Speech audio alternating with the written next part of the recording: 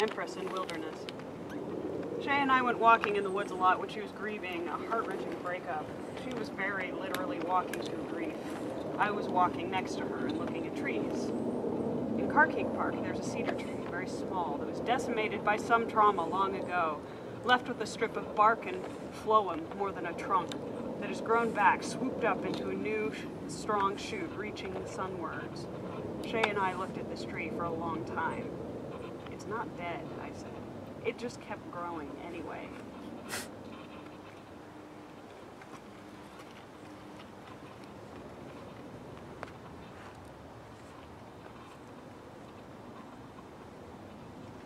Temperance.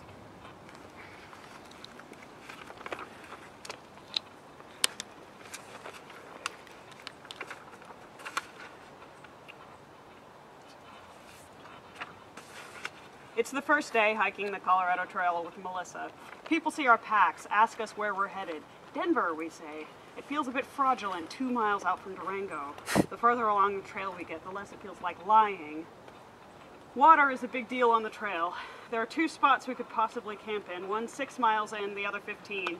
We eat lunch at the 6-mile spot. We don't stop to find the water source because that would involve a little off-trail trekking, and we're feeling good, so we keep going. Besides, maybe we'll find some flat ground in a stream before mile 15. We find neither.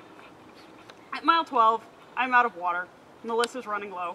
She gives me a sip of hers with boundless humility, which is amazing because I have an oompa band in my head playing a chorus of "You dumbass, look at your choices, what if you never find water and die?" Mile 15 is a long slog away, but we make it to a stream that has enough flat space near it for about 2 tents. We gratefully pump our water bottles full of filtered stream water and drink deep. One of the tent spaces is already filled with a 1-person tent, outside of which sits a burly, bearded dude. "Where are you coming from?" he asks.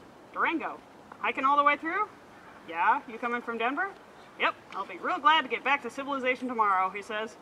His name, he tells us, is Bear Paw. I managed to keep a straight face. This is before I learned that trail names are a thing. So it seems surreal and appropriate that this bear-like man is telling me his name is Bear Paw, and so called because he's had 8 bear encounters. He reteaches us how to light our stove, a cranky old Svea that we'd practiced lighting many times, but we're having a hard time with after hiking a 15-mile day. Bear Paw showed us which part of the mechanism needed to get warm in order to pull gas out of the tank, since our stove had no pump to prime it. Warm dinner was thanks to Bear Paw. When we woke up on day 2, he was already done. Back to civilization.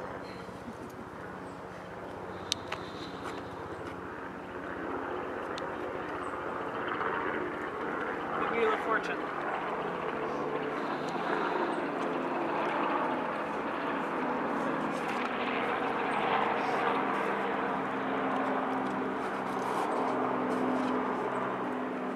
Stuff happens, of course. Blowdown, sudden snow, water sources run dry, fires. I cried when I heard Queens Canyon burned outside of Colorado Springs. I hated playing forest fire roulette when living in Colorado. It went like this. You're running errands in Denver. You look towards the mountains and see a huge plume of smoke. How close to my house, you wonder? Am I under evacuation orders? Will any houses burn? Will my favorite hiking spot burn? You can't tell where the fire is until you drive back up to Conifer. Usually it was further back in the mountains.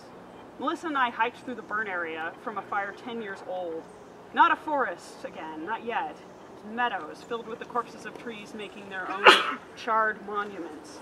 It was our last camp of the Colorado Trail, right next to the fire meadow on the 40th night. So strange to be in this moonscape, this still growing scar, and know that we'd be back at my folks' house the very next day. How am I doing on time?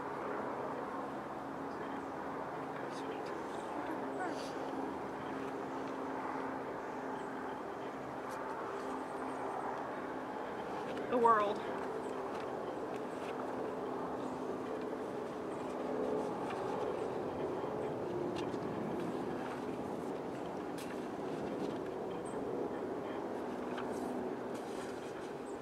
On a sunny August afternoon, Melissa and I walked up my driveway in Conifer, Colorado. We'd come up from Boxton Road and from the South Platte River Road, a dirt road that wound around river bends about 6 more miles than we were expecting. My parents drove down and checked up on us mid-morning. We offloaded everything that we didn't need for the day in the car. The tent, the stove, the book, which, unlike Cheryl Strait, we didn't burn for fuel. We knew exactly what we needed for the rest of the day. We made it to the paved road a bit after lunch. We ate sitting on rocks by the South Platte River, watching families who'd probably driven up from Denver picnic and play in the shallows. A few miles up the valley, we stopped by at my backyard park, Reynolds Park, sat at a picnic table and made our final snack, chocolate instant pudding mixed with milk powder.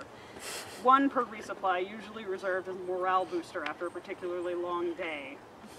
We ate the pudding straight from the pot we'd mixed it in and thought about the last nearly 500 miles of our lives. Melissa said, "We walked that. We didn't run." And we had. My mom drove us 6 hours away and dropped us off, and we walked back to my house. It had taken 40 days. We had 5 miles left. We walked it on the side of the road, then up the cutoff, through my property to my house. The shadows were just starting to lengthen when we got to my dirt driveway in the land of non-dried foods and flush toilets. We reveled in the easily available vast quantities of hot water. We reveled in ourselves. We had walked more than a degree of the Earth's circumference. We'd walked most of the length of the state. We'd walked in the world. We didn't run. We got here just the same. And I'll do one more because 5 is such a lovely round number.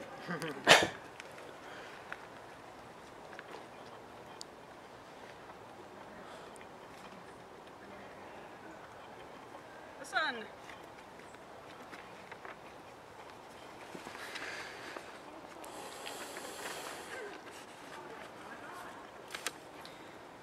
The closest Melissa and I got to the sun on the Colorado Trail was a bit over 13,000 feet. Melissa grew up at sea level, I grew up at 8,000 feet. We'd both lived at 6,200 feet for 4 years.